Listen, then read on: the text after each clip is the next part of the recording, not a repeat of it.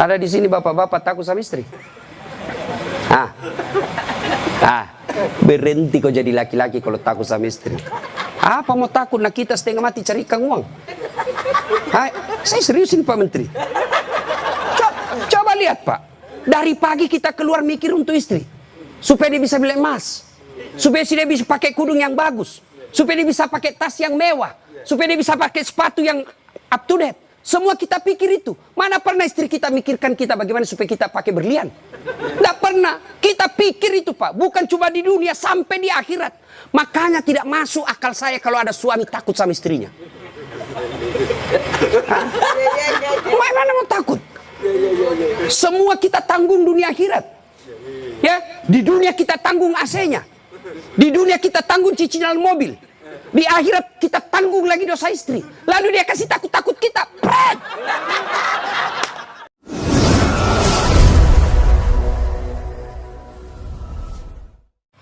Satu kisah. Rasulullah ke suatu tempat. Dalam perjalanan ke tempat tersebut, Nabi melewati pemakaman. Nabi lalu bersabda, langkahkan kakimu dengan cepat ketika lewat pemakaman. Seluruh sahabat mempercepat langkahnya.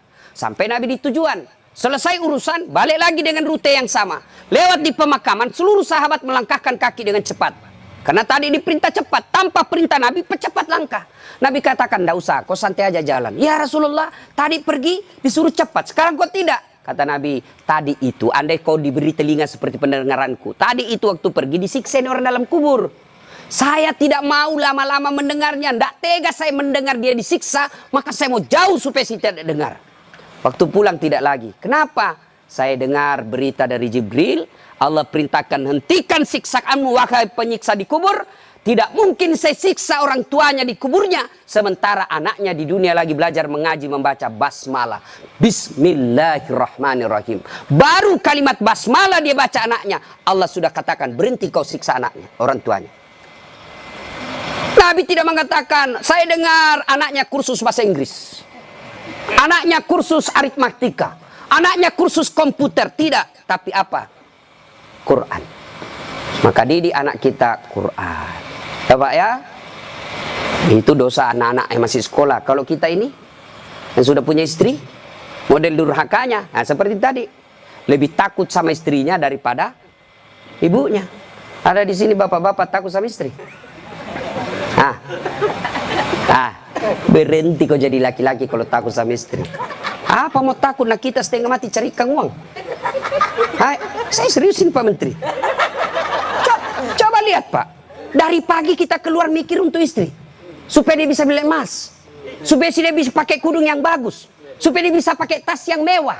Supaya dia bisa pakai sepatu yang up to date. Semua kita pikir itu. Mana pernah istri kita mikirkan kita bagaimana supaya kita pakai berlian? Tidak pernah. Kita pikir itu Pak. Bukan cuma di dunia, sampai di akhirat. Makanya tidak masuk akal saya kalau ada suami takut sama istrinya. Mana mau takut? Semua kita tanggung dunia akhirat. Ya, di dunia kita tanggung AC-nya. Di dunia kita tanggung cicilan mobil. Di akhirat kita tanggung lagi dosa istri. Lalu dia kasih takut-takut kita. Pret! Bagaimana ceritanya? Lain kalau dia kasih kita modal 10 miliar. Kau sudahlah, kau duduk saja. Kita takutlah nanti habis modal. Tapi kalau kita juga yang cari uang. Lalu kita takut sama istri. Tidak masuk akal saya. Ya nggak Ustaz. Dia pecahkan piring. Kalau dia pecahkan satu, kasih pecah satu lusin. Kenapa? Piring boleh dibeli.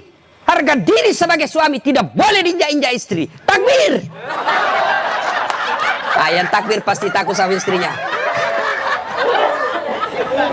Coba. Itu kan ada laki-laki dosa sama mertua, sama ibunya gara-gara takut sama istri. Contoh ya.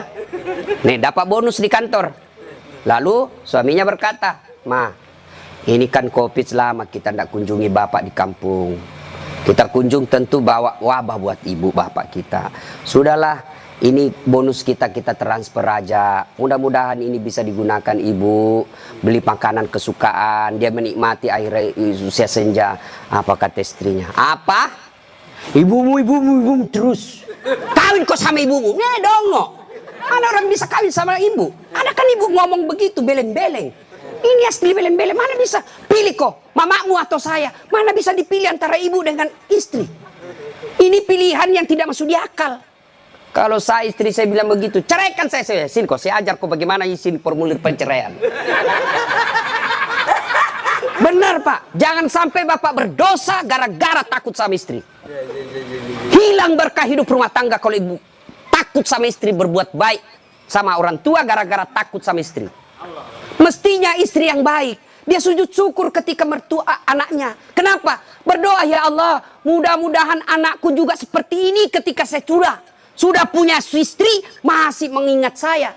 Tapi kalau dari kecil anak kita dipertontonkan tidak boleh berbuat baik sama mertua, maka begitu ibu nanti juga tua, dikasih masuk panti jompo sama anak mantunya. Si mau kok. Dari ibu ya. Mestinya sujud syukur. Alhamdulillah saya punya suami perhatian betul sama mertua. Mudah-mudahan anak saya juga seperti ini. Ya Allah, terima kasih kau kirim orang tua ini. Gara-gara ini orang tua saya punya suami jadi menteri. Andai saja bukan suami ini, orang tua ini punya anak, mungkin suami saya pengangguran. Bersyukur dengan cara apa? Jangan halangi. Dan kita juga suami jangan bersebelah. Mertua juga kita adalah orang tua kita. Konsep Islam itu ada 3 orang tua. 1 ibu bapak, 2 mertua, 3 orang yang pernah mengajari ilmu. Itu orang tua kita. Maka yang baik, datang ibunya suami, istri yang kasih hadiah. Datang orang tuanya istri, suami yang kasih hadiah. Malah jangan sembunyi-sembunyi. Karena takut sama istri, masuk di dapur mamanya. Mak. Jadilah istri saya, mati saya. Beleng-beleng. Ya? Takbir.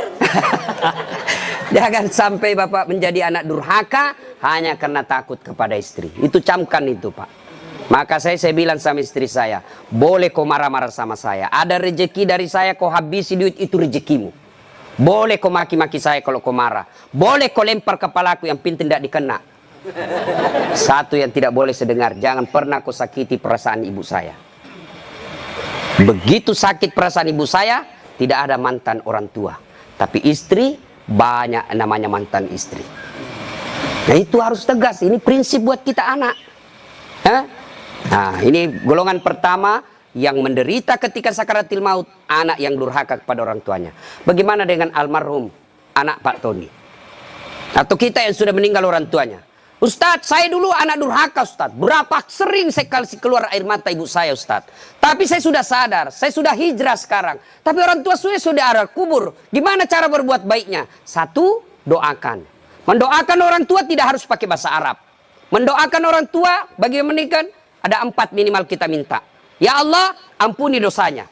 2, terima amalnya. Ada amal tidak diterima? Ada. Amal-amal pilkada. Sumbang jilbab 10.000 supaya dicoblos. Nah, nanti ya Allah, mana jilbabku 10.000? Kata malaikat, bos, pilkada jilbabmu. Ya, tidak sampai. Pun kalau ada amal orang tua kita seperti itu, dia pernah caleg, maka kita berdoa, ya Allah, terima amalnya orang tuaku. Yang ketiga, lipat gandakan amalnya tersebut. Dan yang keempat, lapangkan alam kuburnya, jadikan kuburnya menjadi taman-taman sorga. Lalu tutup dengan doa yang ada Al-Quran, Allahumma ghafirli wali walidayya warhamhuma kama rabbayani saghira. Doakan.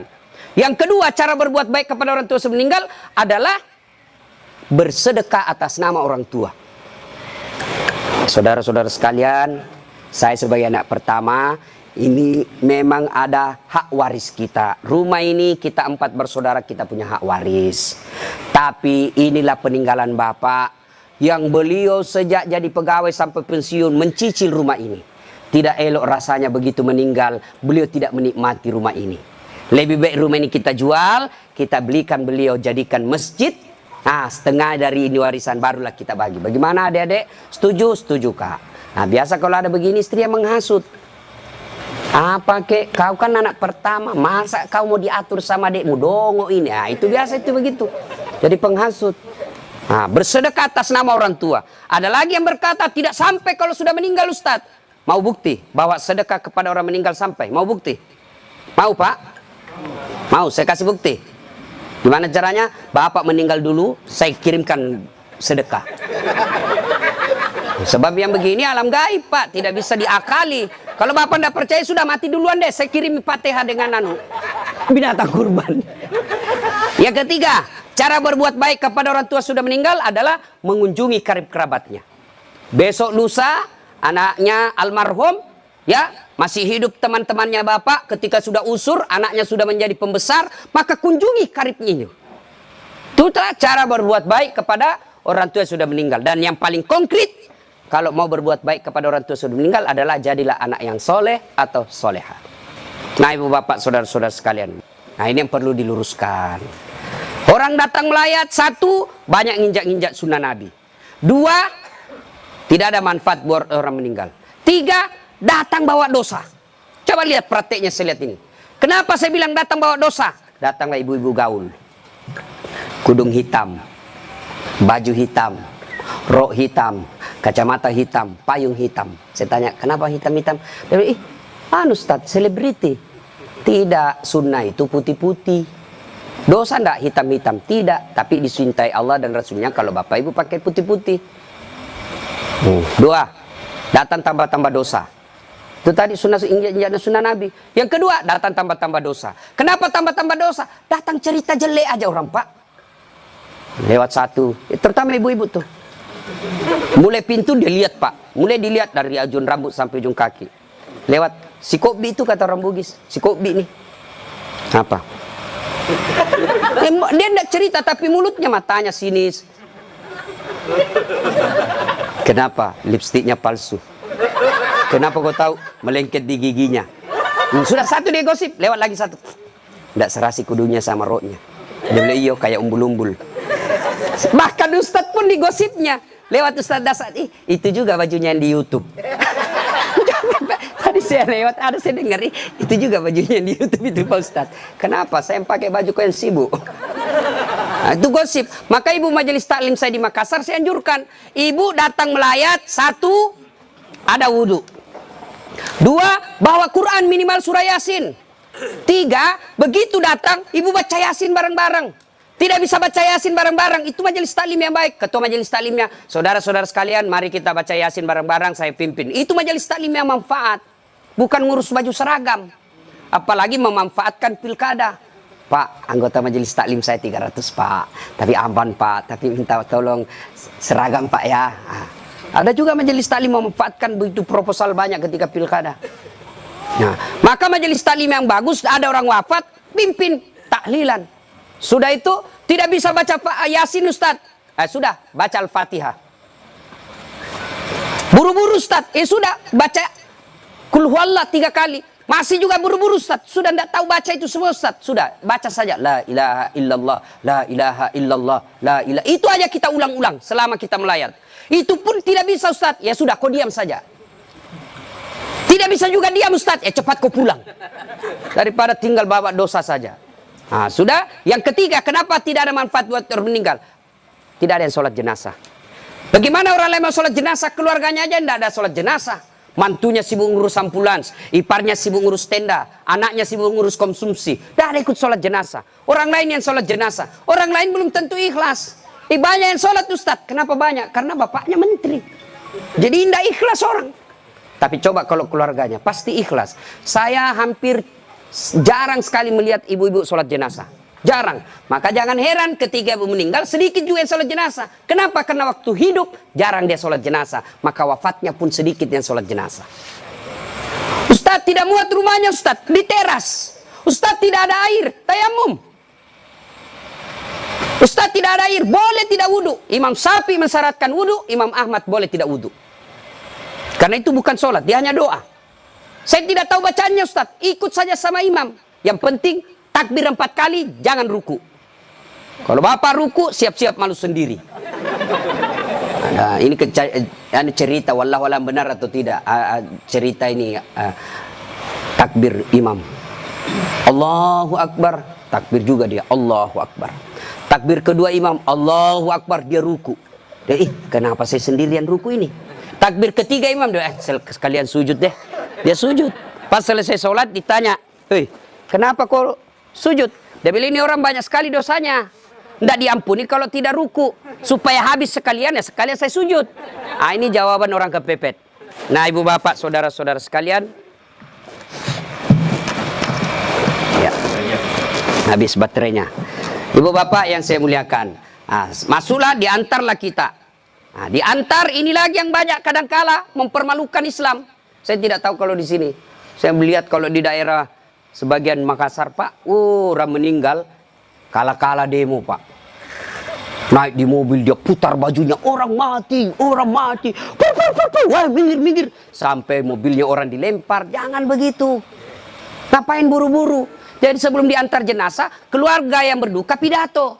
Terima kasih Bapak Ibu sudah memberikan kami dukungan moral. Tapi tolong jangan mempermalukan kami di jalan. Jangan lagi menambah duka kami dengan mengganggu pengguna jalan yang lain. Saya kalau pergi mengajar, tiba-tiba jenazah di mobil jenazah, bagus cara pengantarannya, saya minggir Pak, saya kirimkan Fatihah. Kirim Fatihah untuk Rasulullah, saya ikutkan jenazah yang diantar. Tapi kalau menakutkan, tidak ada yang mau doakan. Ya? Ngapain buru-buru? Ngapain buru-buru? Kan ada lagi yang paham, tidak tahu dari mana dia belajar. Katanya kalau terlambat disiksa. Bagaimana ceritanya? Kalau dilewati 5 manu, disiksa orang meninggal. Orang meninggal kalau dia itu orang sholat, bagi orang yang hidup, orang meninggal, tidak bakal dia disiksa gara-gara dia terlambat dikubur. Ngapain buru-buru? Itu juga sudah ada anunya, liangnya sudah siap. Semua apa perluan pemakaman sudah siap. Apalagi kalau ada wasiat orang yang meninggal. Jangan kau kubur saya sebelum anakku datang dari Amerika. Wajib kita tunggu. Itu wasiat. Ada 7 kewajiban orang hidup terhadap orang mati. 1 diantaranya wasiat. Kecuali wasiatnya bertentangan agama atau melanggar mengandung mudarat. Misal, jangan pernah kau kuburkan saya di tempat kopi. Kuburkan saya di kampung. Tapi keputusan pemerintah karena dia wafat karena COVID, ya boleh tidak diamalkan wasiatnya. Kenapa? Karena dia mengandung mudarat. Atau dia bilang kuburkan saya di kampung. Tapi begitu mau dikuburkan ada badai, tidak bisa nyebrang pulau. Boleh itu karena di luar kemampuan kita. Atau besok-besok saya meninggal kasih narkoba di atas kuburku. Karena dia pecandu narkoba. Tidak boleh itu Pak, melanggar ya. Bapak, saudara-saudara sekalian. Nah, sampailah kita di pemakaman. Nah, ini juga yang perlu diluruskan. Berapa banyak orang yang sampai pemakaman tidak melaksanakan sunnah Rasul. Diajarkan begitu sampai pemakaman, ucapkan Assalamualaikum ya ahlal kubur. Ya, tidak tahu itu cukup. Semoga keselamatan bagi kemuliaan ke semua penghuni kubur. Insya Allah saya ikut menyusulmu. Nah, ada lagi pelanggaran yang kita lakukan apa? Menginjak-injak batu nisan. Tidak boleh sama menduduki batu api neraka itu Pak. Ada yang sampai duduk sambil merokok di atas batu nisannya orang. Tidak boleh. Pemakamannya padat Ustadz. Bapak tidak usah masuk. Cukup yang memikul. Bagaimana yang memikul Ustadz? Boleh karena dia darurat. Karena kalau satu langkah jatuh Pak, jatuh jenazah. Sudah dimakamkan? Sudah selesai. Kembalilah pemakam. Ya, tinggallah kita. Bapak merantau ke Papua. Tidak nyaman di Papua, kembali ke kampung, Sulawesi Tenggara. Merantau lagi ke Surabaya, di Surabaya tidak nyaman, kembali lagi ke kampung.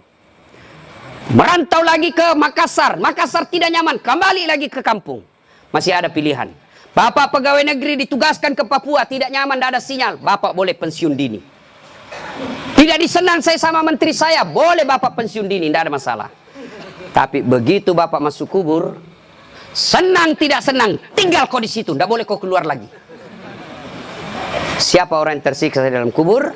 Yang pertama kata Nabi, al-mutahawilu bis sholah, yang menganggap enteng sholat. Orang yang menganggap enteng sholat Pak, jangan, sudah. Sholat itu di akhirat nanti barcode. Bapak beli elektronik kan sekarang pakai barcode, ya kan? Bapak begitu setor jualan, berarti ini boleh bawa. Di akhirat kalau Bapak di barcode, bagus sholatnya. Tidurkan dia kata Nabi seperti tidurnya tidur pengantin baru. Tapi di barcode, hilang, redup-redup. Ini macet. Ini sholat Jumat, hari Jumat saja. Paling terlambat datang, paling cepat pulang. Orang khotbah dia tidur. Begitu bangun, aliran apa yang tidak ada khotbahnya? Bukan aliran apa, kau yang tidur beleng. Mana? Percaya Pak, orang yang tidak ada sholat demi Allah. Bapak tidak puasa, masih boleh disebut Islam. Bapak tidak haji, masih boleh disebut Islam. Bapak tidak bayar zakat, masih disebut Islam. tapi tidak sholat, Imam Syafi'i menghukuminya, disuruh bertobat dan dia tidak mau, boleh dihukum mati. Itu kalau Imam Syafi'i. Disuruh sholat dan dia tidak mau, disuruh bertobat dia tidak mau, kata Imam Syafi'i, boleh dia dihukum mati. Begitu pentingnya sholat. Ketika Allah perintah puasa, ayat saja turun. Allah perintah haji, ayat saja turun. Allah perintah zakat, ayat saja turun. Allah perintah sholat, tidak boleh ayat turun. Rasulullah dijemput oleh 4 malaikat menghadap kepada Allah. Kenapa? Ini perintah penting. Diberikan perintah sholat. Pak Menteri, ada himbauan kepada seluruh kepala daerah se-Indonesia, hanya berupa himbauan cukup WhatsApp dalam grup. Tapi kalau itu berupa SK yang penting, Gubernur datang kantor menteri. Kenapa? Ini penting. Tidak boleh kau di WhatsApp. Sholat demikian pentingnya, sehingga Nabi harus diundang menghadap. Itulah disebut Isra dan Mi'raj. Bapak kerja jadi Grab, jadi menteri. Munafik kalau bapak katakan, bukan untuk dunia saya. Bohong. Kita bekerja apapun profesi kita untuk memperbaiki dunia. Lalu siapa yang punya dunia? Allah subhanahu wa ta'ala. Artinya mustahil dunia dalam genggaman. Kalau yang punya dunia bapak jauhi. Saya kasih contoh. Saya akrab dengan Pak Menteri. Saya datang ke Jakarta. Pak Menteri, saya mau jalan-jalan Jakarta ini, tapi tidak ada mobilku Pak Menteri. Kata Pak Menteri, aman terkendali Ustadz. Pak Menteri telepon ajudan. Ajudan, siap Pak Menteri. Itu ada Ustadz Dasat, kau jemput dia. Nanti dikena lagi kita di ceramah. Kau jemput dia. Kasih mobil yang bagus, kasih pengawalan, jangan lupa kasih pembeli pulsa. 1 jam kemudian datang ajudan. Tabe, Pak Ustadz, kiriman Pak Menteri. Aman, selesai masalah saya di Jakarta. Kenapa? Saya akrab sama Pak Menteri. Anda dari Makassar tidak pernah ketemu, tidak pernah silaturahmi, tidak pernah didengar namanya, tidak pernah lihat. Assalamualaikum Pak Menteri. Boleh pinjam mobilnya? Siapa ditelepon Pak Menteri? Ajudan, bukan. Siapa? Kapolres. Tangkap itu, penipu. Tidak pernah ketemu pinjam mobil. Pasti penipu itu. Demikian juga dengan Allah. Bapak tidak pernah sholat. Tiba-tiba sakit, ya Allah. Saya sudah capek sakit, ya Allah. Sembuhkan penyakitku. Allah berfirman, malaikat. Karena dia sudah capek, sekali cabut nyawanya. Sholat, Pak. Apa alasan Bapak tidak mau sholat? Coba bilang, ayo malas sholat ini. Ayo, bilang kok apa? Saya tantang kok ini hari. Paling ibu-ibu haid. 3 kali haid 1 bulan. Kenapa tidak sholat? Lagi mens. Kenapa tidak sholat? Datang bulan. Kenapa sholat? Halangan. Itu aja, semua itu 3 kali 1 bulan. Mana bisa? Bilang suaminya, kenapa belum sholat ibu? Biasanya cuma 5 hari, ini kok sudah 7 hari belum sholat. Orang belum bersih. Masih ada sedikit-sedikit. Dia bilang suaminya, kau bohong ya? Apa bohong? Saya kasih lihat kau. Beleng-beleng. Apa kasih lihat dong kok? Apalagi ibu-ibu banyak tidak sholat. Kalau ada pesta pengantin, mukanya dikira tembok. Coklat, biru, krem, abu-abu. Apalagi banyak ibu tidak sholat. Gara-gara apa? Jilbab. Jilbab sakaratil maut. 3 lapis. Saya ini keliling-keliling ceramah Pak. Saya ke Brunei, itu ibu di sana siku 3 saja kasih peniti selesai. Di Malaysia juga begitu, Filipina Selatan juga begitu. Saudi lebih gampang masuk kasih selesai Pak. Di sini la haula wala quwata illa billah. Bingung saya bisa lihat, dia pengantin gimana caranya dipakainya. 3 lapis Pak, ada miring-miring sedikit. Ada cipin-cipin ini, ada kayak pohon di belakangnya. Begitu dia bilang suaminya, Bu, kau pergi sholat. Sadar kok Pak, saya sadar, saya suruh kau sholat, bisa sholat. Kau ndak lihat ini Pak, 1 jam dipakai di jilbab, dongo. Gara-gara jilbab ndak sholat, beleng-beleng. Ya nggak tahu Bu, saya suruh sini sholat Pak. Adik-adik, saya bisa cerita seperti ini karena saya alami. Percayalah Pak, mustahil Allah sengsarakan hidupnya orang baik sholatnya. Tuhan apa yang sengsarakan hidupnya orang baik sholatnya? Udahlah Pak, Bapak mau dekat sama Pak Menteri, ndak usah cari muka sama Menteri. Muka Bapak sudah bagus. Ada juga siapa? Cemen lu men. Kerja aja yang baik. Selebihnya sholat, minta kepada Allah. Kecil buat Allah jadi menteri. Kecil buat Allah dapat proyek, kecil. Jangankan yang tidak masuk, yang masuk akal. Tidak masuk akal Allah kasih. Masuk akal ndak manusia dibakar hidup-hidup bisa hidup? Masuk akal ndak? Nggak Tidak masuk akal. Tapi kalau Allah mau, Ibrahim alaihissalam dibakar keluar kedinginan. Masuk akal enggak perempuan hamil tidak pernah disentuh laki-laki? Kata ilmu kedokteran enggak mungkin Ustaz. Tapi kalau Allah yang mau, Siti Maryam. Lahir Isa tanpa pernah disentuh laki-laki. Cuma sekarang banyak perempuan mau sayangan Siti Maryam. Ada suaminya ada nanya, beleng-beleng. Coba. Coba. Subhanallah. Banyak kejadian tidak masuk akal tapi terjadi. Masuk akal enggak orang bisa hidup dalam perut ikan? Ada pernah masuk perut ikan? Kalau saya ikan masuk dalam perutku. Kalau Allah yang mau, Yunus alaihissalam 40 hari dalam perut ikan, hidup keluar dengan selamat. Apalagi sekedar punya mobil kecil buat Allah, kecil. Lunas rumahmu kecil buat Allah, terhindar dari wabah kecil buat Allah. Allah cuma minta ista'inu bisabri wassalah. Sabar, perbaiki solatmu, saya yang selesaikan semua masalahmu. Itu janji Allah, bukan janji caleg. Kalau caleg Pak dikasih semua kita namanya Pak, pilih saya, gampang, sama-sama kita orang Bugis. Ini masalah, ada masalahmu telepon saya 24 jam. Begitu ada masalahnya dia ganti nomor HP-nya Pak. Ya Bapak, saudara-saudara sekalian, banyak yang ini saya sampaikan tapi waktu yang terbatas. Pada akhirnya saya tidak pernah berpikir berdiri di tempat ini. Mestinya jadwal saya ada di Makassar takziah malam ini. Tapi begitu Pak Herman telepon dan dibicarakan saya sama Pak Menteri, saya lupa janji saya 2 Pak. Ceramah saya hari ini di Makassar, saya lupa Pak. Itu pasti karena orang yang meninggal orang baik. Saya terharu tadi istri beliau mengatakan, Ustadz, 3 bulan sebelum beliau wafat, ceramahnya Ustadz selalu dia putar. Maka beliau katakan, saya terharu Ustadz karena saya tidak tahu kalau Ustadz yang mau ceramah malam ini. Ini karena kekuatan silaturahim. Ini karena pejabat yang baik. Ya. Banyak-banyak pejabat saya kenal Pak, kalau temannya meninggal paling kirim bunga. Ini alhamdulillah hadir memberikan dukungan dan mendatangkan Ustadz Dasat. Macam Pak Eko. Alhamdulillah ya. Bapak, saudara-saudara sekalian, sebelum kita akhiri, saya mau bertanya dan ini pasti dicatat oleh malaikat. Apakah Bapak Ibu bersaksi bahwa almarhum orang baik? Kalau ada dosa dan kesalahan dimaafkan? Catat ya malaikat, inilah menjadi amal kebaikan buat almarhum. Banyak yang ingin saya sampaikan tapi waktu yang sangat terbatas. Untuk ingin mendengarkan ceramah saya lagi, gampang, silahkan buka channel YouTube saya, Dasat Latif. Jangan lupa like and share. Atau di Instagram Dasat Latif 1212. Terima kasih. Sebagai kesimpulan, kullu nafsin sa'ikatil maut. Semua yang hidup pasti akan mati. Al mautu babun. Mati adalah pintu yang setiap kita pasti melewatinya. Karenanya yang jadi masalah sesungguhnya bukan mati itu.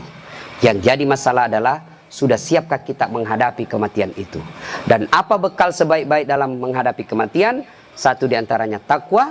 Dan takwa itu operasionalnya, wujud nyatanya, birrul walidain, berbuat baik kepada kedua orang tua, dan peliharalah sholat dengan sebaik-baiknya.